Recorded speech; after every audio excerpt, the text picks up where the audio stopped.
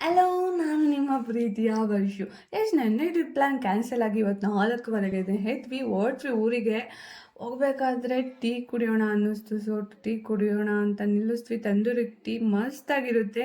ನಾನು ಕುಡ್ದಿದ್ದು ಆಯಿತು. ಆ್ಯಕ್ಚುಲಿ ನಾವು ಇವತ್ತು 2 ಮಂತ್ಸ್ ಆದಮೇಲೆ ಆಫ್ಟರ್ ಲಾಂಗ್ ಟೈಮ್ ಹೋಗ್ತಿರೋದು ಊರಿಗೆ. ತುಂಬ ಖುಷಿ ಆಗ್ತಿದೆ. ಕಾಲಿಗೆ ಪೂಜೆ ಮಾಡಿಸ್ಬೇಕಿತ್ತು. ಸೊ ಹೂವು ತಗೊಳ್ಳೋಣ ಅಂತ ನಿಲ್ಲಿಸ್ದ್ವಿ. ಹೂವು ಕೂಡ ತಗೊಂಡಾಯಿತು.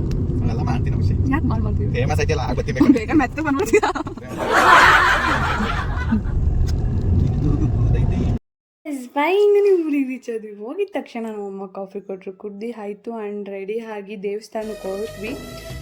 ದೇವಸ್ಥಾನದಲ್ಲೂ ಕೂಡ ತುಂಬ ಚೆನ್ನಾಗಿ ಪೂಜೆ ಆಯಿತು. ಆ್ಯಂಡ್ ನೆಕ್ಸ್ಟ್ ನಮ್ಮ ಮನೆ ದೇವ್ರ ಮುಲ್ಕಟ್ಟಮ್ಮ ದೇವಸ್ಥಾನಕ್ಕೆ ಹೋಗೋ ಪ್ಲ್ಯಾನ್ ಇತ್ತು. ಸೊ ಅಲ್ಲೂ ಕೂಡ ಪೂಜೆ ತುಂಬ ಚೆನ್ನಾಗಾಯಿತು.